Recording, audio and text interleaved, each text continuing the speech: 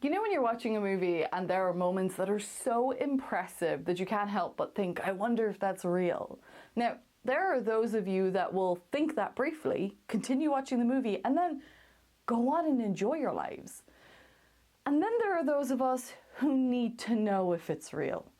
Now, sometimes Hollywood does something really cool and we get to nerd out about a beautiful piece of science. Other times, Hollywood goes Hollywood. They throw caution to the wind, the laws of physics get left on the cutting room floor, and while we might be able to laugh at the madness, we all die a little inside while we watch a travesty to science unfold on the screen before us.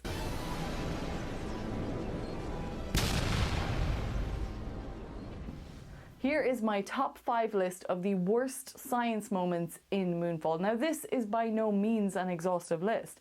It's just what my choices are. Let me know what you thought about this absolute madness. Number 1 is absolutely everything to do with the character of Casey Houseman. My fellow megastructurists, we're the only ones that can solve it.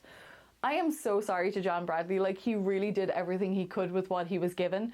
But the thing is, the character is entirely unnecessary to the plot. He is never shown to be a super intelligent nerd who got laughed out of NASA for his conspiracy theories and is now proving everyone wrong. And that would have been really easy to write into the script. Instead, they went straight for a conspiracy theorist who is proved right becomes the hero. They try to imply that he knows more than anyone at NASA, however there isn't a defining moment in the entire movie where they give his character a background that shows why we should believe this. Okay, so he discovers the moon's orbit is decreasing. So what? So did NASA, and they didn't actually need him to tell them that it was happening. He believes the moon's a megastructure. Okay, sure. But I don't know if you noticed this, but there's actually no point in the entire movie where that information becomes useful or changes anything that they do.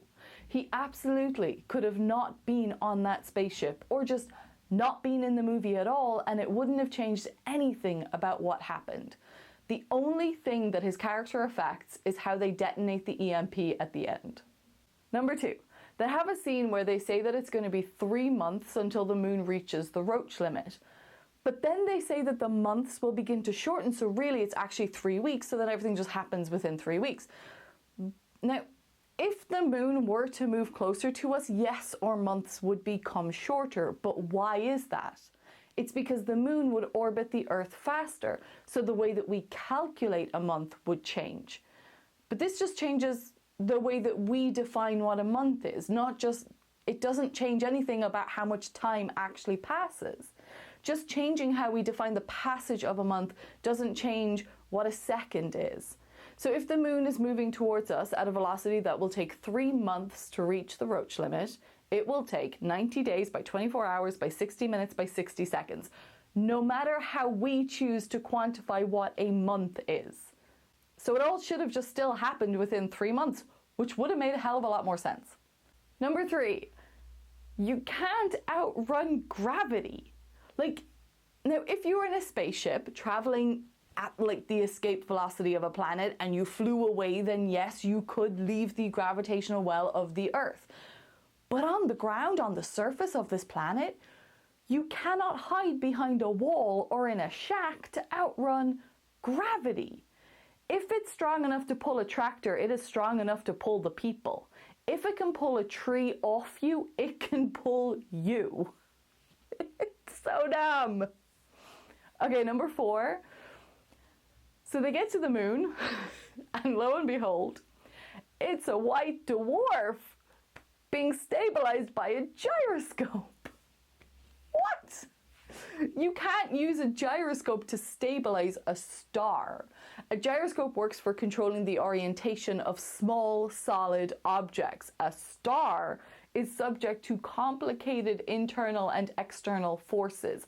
Just the gravity alone would outdo the possibility of using a gyroscope that size. And speaking of gravity, the lowest estimate for the mass a white dwarf could have is 0.17 solar masses. That's so 0.17 times the size of our star, our sun. And that's about 3.4 by 10 to the 29 kilograms, which is roughly 40,000 times more massive than the planet Earth. The gravity on a moon like this would be at a minimum 7 million meters per second squared. Remember, it's 9.81 on Earth. That's 9.81 on Earth, 7 million on that moon. It's not just that like the good AI aliens have some magic anti-gravity that protects squishy humans. It's that the Earth hasn't been torn to shreds from the first moment that the moon turned up. There is no way to make the science work to have a white dwarf hiding inside the moon. Okay, so this is number 5. They're on the moon, and the alien nanotech finds them because it's drawn to biological matter in the vicinity of an electronic signature. Now, for the purposes of this, we are assuming that man-made electronic signatures as the result of technology. We're not talking about bioelectrical signals that are in our bodies. Now, we have a super intelligent AI that has hunted the universe for any sign of biological life. When it gets to our solar system, it spends 10 years focused on our moon and a secret white dwarf, not a scrap of biological life in sight on this fake moon, right? This superior intelligence that has scoured the universe for millions of years, billions of years more likely, it never once thinks to look at the planet next door, where all our juicy biosuits are adorned with electronic signatures. We're exactly what they've been looking for. They've scoured the universe to wipe out all signs of biological life, but the extra few thousand miles to get to Earth was too far. Now, I said there was 5. I lied, there's actually 6, because the last one is the most unbelievable one of all. Tell me why a super advanced Type 2 civilization capable of building Dyson spheres out of stars couldn't figure out that an EMP would stop the rogue nanotech destroying them. Now, Moonfall, without question, is one of the worst written movies in, ever. And given how completely bonkers it is, my mind boggles at how it ever got past review or made with a script like that. So I have some theories. Here are my theories on how Moonfall got made. Number 1.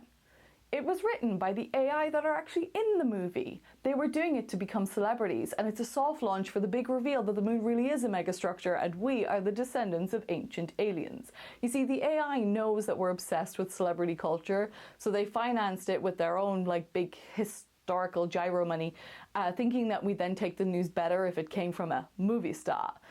But some industry people found out about this, and that's what spawned the SAG-AFTRA strikes last year. Theory number 2. Also related to AI, but this one is that it was actually an open AI pitch to get in with Hollywood, and the movie is actually an entire deep fake. None of the cast were even there, but they all signed NDAs and let their images be used. The whole movie was written and generated by ChatGPT to see if anyone would notice. Some industry people did find out, they did notice, and that again led to SAG-AFTRA strikes. Theory number 3.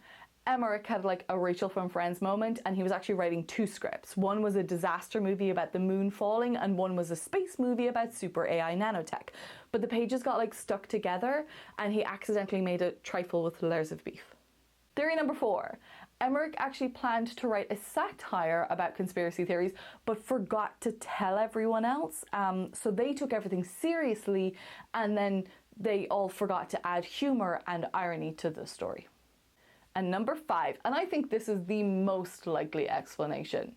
It was funded by the same people who funded The Room, in which case we'll never know why this happened. I hate that I've watched this movie so many times just to be able to do science videos about it. Because you shouldn't be doing science videos about this movie. I don't know, are we getting any benefit from this?